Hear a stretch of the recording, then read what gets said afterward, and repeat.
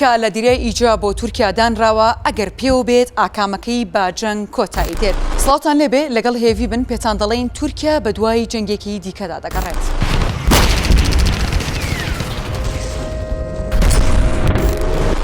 ئەمریکا وڵاتانی ڕۆژئاوا ژمارەیەک بنکەی سەربازیان لە وڵاتی یۆنان و دوورگەکانی دەریای ئیجا دروست کردو و گوایە بۆی هەڕەشەی رووسیاوە ئەو بنکانە دامەزراون. بەڵام تورکیا دەڵێت وانە ئامانجەکە ئێمەین نەک رووسیا. ئەمە ڕۆژنامەنووسێکی دیاری تورکیایە و دژە ڕۆژئاوایە. لەگەڵ ئەردۆغان با فڕۆکەی سەرۆکایەتی تورکیا گەشت دەکات و دەتوانێت بچێتە نووسنگەی سەرۆکۆمار و بەبێ ڕەزامەندی ئەردۆغان پەنجە ناکات باوە. بەهۆی نزیکەکەی لە سەرۆکۆماری تورکیا بۆ چوونەکانی بەهەند وەردەگیرن بەتایبەت لەگەڵ ئەردۆغان دادەنیشێت و دوو بە دوو قسە دەکەن. چەند ڕۆژێکە ئەم ڕۆژنامەنووسە کە ناوی ئیبراهیم قەرەگوڵە با چەند تویتێک جۆش و خڕۆشی بەرداوەتە بەرپرسانی تورکیا و لە تویتەکانیدا دەڵێت ئەمریکا وڵاتانی ڕۆژئاوا یۆنان بەکاردەهێن و خەریکی دانانی تەڵەیەکن لە دەریای ئیجەدا و تەڵەکەش بە تورکیادا دەتەقێت. پێدەچێت قەرەگوڵ ئەم قسانەی لە پێشتا بە ئەردۆغان وتبێت ئەو جاپۆستی کردبێت. ڕۆژی 13 ئازار پەرلەمانی یۆنان پرۆژە یاسایەکی پەسەند کرد کە ڕێگە بە ئەمریکا دەدات سێ بنکەی سەربازی دیکە لە وڵاتە بکاتەوە.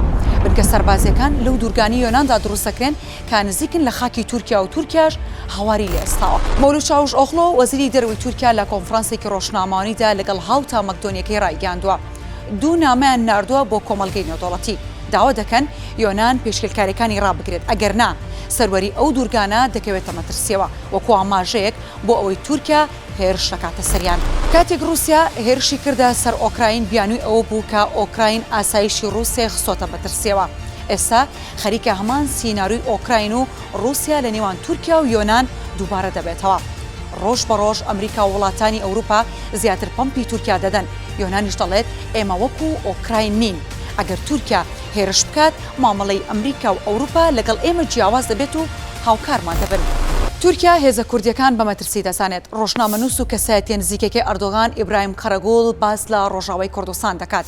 دەڵێت هێزە کوردیەکانی سووریا بەشێکن لەو ئاپلوقەی کە ئەمریکا و وڵاتانی ئەوروپا بەنیازن بیخەنە سەر تورکیا. ئەمەش هەڕەشەکانی تورکیا بۆ سەرکوردانی ڕۆژئاوا زیاتر دەکات. ساڵح موسلیم هاوسەرۆکی پێشووی پێدە دەڵێت ئەردۆغان تەواوی تورکیا لە شەڕدا لە ناو دەبات ئەگەر هەر وڵاتێک بچێتە جەنگەوە ئابوووریەکەی دەڕوخێت و دیموکراسیەکەی دەڕوخێت.